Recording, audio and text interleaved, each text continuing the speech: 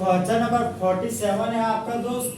बोलता है निम्नलिखित में से किसका भार सर्वाधिक होगा। तो ऑप्शन नंबर ए हमारा दोस्त 1 ग्राम एटम नाइट्रोजन। देखिए दोस्त, ग्राम एटम को पुराने जमाने में मोल बोला जाता था, तो ग्राम एटम के लिए लिख दिए मोल दोस्त। तो 1 मोल नाइट्रोजन का मास, तो 1 मोल एटम के मास को ग्राम एटॉमिक मास बोलते हैं। अब इसे ग्राम एटॉमिक मास क्या होता है, तो जब एटॉमिक मास को ग्राम में लिखते हैं दोस्त, उसी को बोलते हैं ग्राम एटॉमिक मास। तो नाइट्रोजन का एटॉमिक नंबर 7 होता है और एटॉमिक मास 14 होता है। तो नाइट्रोजन के एटॉमिक मास को ग्राम में लिख दिए तो हो गया 14 ग्राम। तो 1 मोल नाइट्रोजन का मास हो गया आपका दोस्त 14 ग्राम। ऑप्शन नंबर बी में आते हैं दोस्तों। ऑप्शन नंबर बी बोलता है 1 मोल वाटर का मास लिखिए।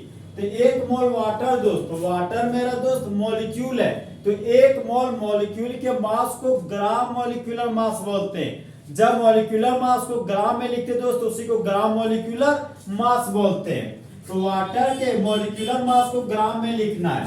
तो वाटर का दोस्त फॉर्मूला हो गया मेरा H2O, जहां पर हाइड्रोजन का एटॉमिक मास 1 हो गया, हाइड्रोजन का 2 एटम है, यहाँ पर गुना 2 कर दिए, हाइड्रोजन से ऑक्सीजन गए तो पॉजिटिव साइन, ऑक्सीजन का एटॉमिक नंबर 8 और एटॉमिक मास 16 होता है, तो यहाँ पर 16 लिख दिए।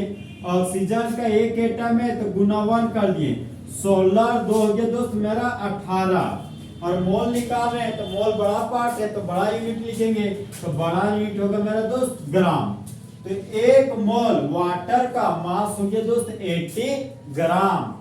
इसी में आप दोस्त 1 मोल सोडियम का मास लिखना, तो 1 मोल एटम के मास को ग्राम एटॉमिक मास बोलते हैं, मतलब एटॉमिक मास को ग्राम में लिखना है। तो सोडियम के एटॉमिक मास को ग्राम में लिखेंगे तो 1 मोल सोडियम का मास पता चल जाएगा। तो सोडियम का एटॉमिक नंबर 11 होता है, 11 मेरा ओड नंबर है, तो 11 का डबल करके जोड़ देंगे, तो 11 का डबल 22, एक जोड़ दिए दोस्त तो हो गया 23। तो सोडियम का एटॉमिक नंबर 11 और सोडियम का एटॉमिक मास आपका 23 हो गया।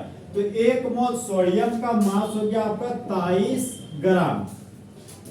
1 मॉलिक्यूल सल्फ्यूरिक एसिड का मास लिखना है, तो 1 मॉलिक्यूल के मास को मॉलिक्यूलर मास लिखते हैं, और मॉलिक्यूलर मास का यूनिट हमेशा यूनिफाइड मास चाहे एटॉमिक मास यूनिट लिखा जाता है।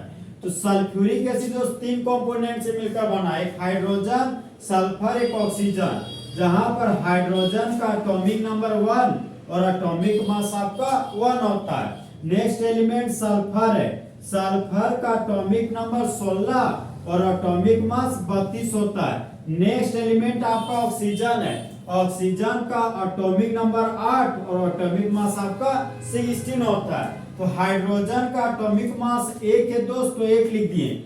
हाइड्रोजन का 2 एटम है तो गुना 2 लिख दिए। हाइड्रोजन से सल्फर के पास गए तो पॉजिटिव साइन का यूज किए। सल्फर का एटॉमिक मास 32 होता है, तो यहाँ पर 32 लिख दिए। सल्फर का 1 एटम है तो गुना 1 लिख दिए। सल्फर से ऑक्सीजन के पास गए तो पॉजिटिव साइन का यूज किए। ऑक्सीजन का एटॉमिक मास 16 है, तो यहाँ पर लिख दिए 16। ऑक्सीजन का 4 एटम है, तो यहाँ पर गुना 4 लिख दिए। अब देखिए दोस्त, 1 को 2 से गुना किए 2 प्राप्त हुआ, 32 से कम 32, 32 से कम हो गया 32, 16 चक हो गया तो 64, तो यहाँ पर लिख दिए 64। 4 2 6, 6 और 2 हो गया 8, तो यहाँ पर 8 लिख दिए। 6 और 3 हो गया मेरा 9, तो यहाँ पर 9 लिख दिए। तो 1 मॉलिक्यूल के मास को मॉलिक्यूलर मास बोलते हैं। तो सल्फ्यूरिक एसिड का मॉलिक्यूल के मास का यूनिट होता है यूनिफाइड मास, तो यहाँ पर लिखिए दोस्त 98 यूनिफाइड मास। अब यहाँ पर देखिए दोस्त, एक होता है हमारा दोस्त 98 पैसा, एक होता है मेरा 98 रुपया। दोनों का न्यूमेरिकल वैल्यू सेम है दोस्त, लेकिन जानते हैं पैसा और रुपीज में सबसे बड़ा रुपया होता था, 98 रुपया बड़ा है 98 पैसा की तुलना में। तो इसी तरह दोस्त ग्राम और यूनिफाइड मास में जब तुलना किया जाता तो ग्राम हमेशा बड़ा होता यूनिफाइड मास की तुलना में। तो देखिए दोस्त, ग्राम वाला पार्ट बड़ा है, तो 1 मोल नाइट्रोजन का मास 14 ग्राम आया, 1 मोल वाटर का मास 18 ग्राम आया, 1 मोल सोडियम का मास 23 ग्राम आया। तो तीनों ग्राम वाला में से सबसे बड़ा 23 ग्राम है। तो 1 मोल सोडियम का मास ये हमारा क्वेश्चन नंबर 47 का ऑप्शन नंबर सी हमारा फुल एचडी में करेक्ट हो गया। तो दोस्त वो किसी और से मिलके आ रहे हैं, फिर भी हम उनका इंतजार कर रहे हैं और उस बेवफा से हिमांशु कुमार कितना प्यार कर रहे हैं।